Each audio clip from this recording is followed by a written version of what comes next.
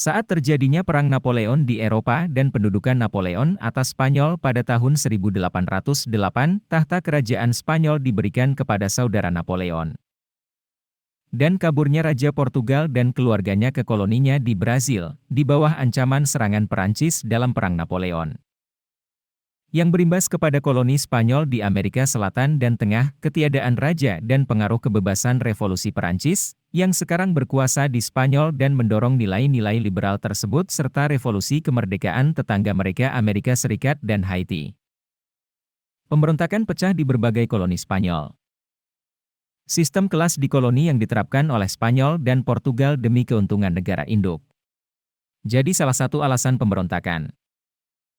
Pembagian kelas terdiri dari 1. Bangsa Eropa Spanyol, kelas yang paling berkuasa.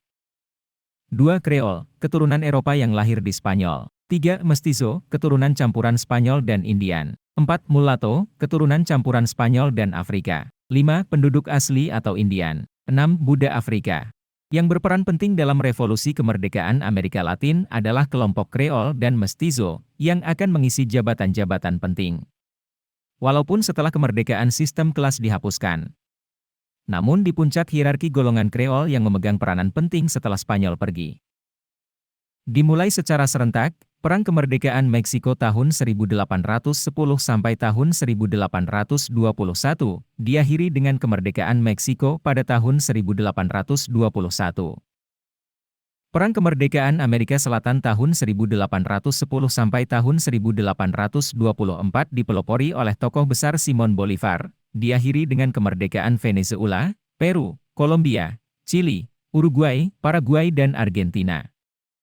Perang Kemerdekaan Amerika Tengah tahun 1821 sampai tahun 1823, diakhiri dengan kemerdekaan Costa Rica, Guatemala, Honduras, El Salvador dan Nicaragua. Dan Perang Kemerdekaan Brasil tahun 1822 sampai tahun 1824, diakhiri dengan kemerdekaan Brasil dari Portugal. Keterlibatan asing tidak lepas dari kemenangan Amerika Latin dalam perang kemerdekaan ini, walaupun secara tersembunyi, yaitu Inggris, Amerika Serikat dan Rusia yang memberikan dana dan sukarelawan untuk melawan Spanyol. Pada tahun 1833 yang tersisa dari koloni Spanyol di Amerika hanya Kuba dan Puerto Rico.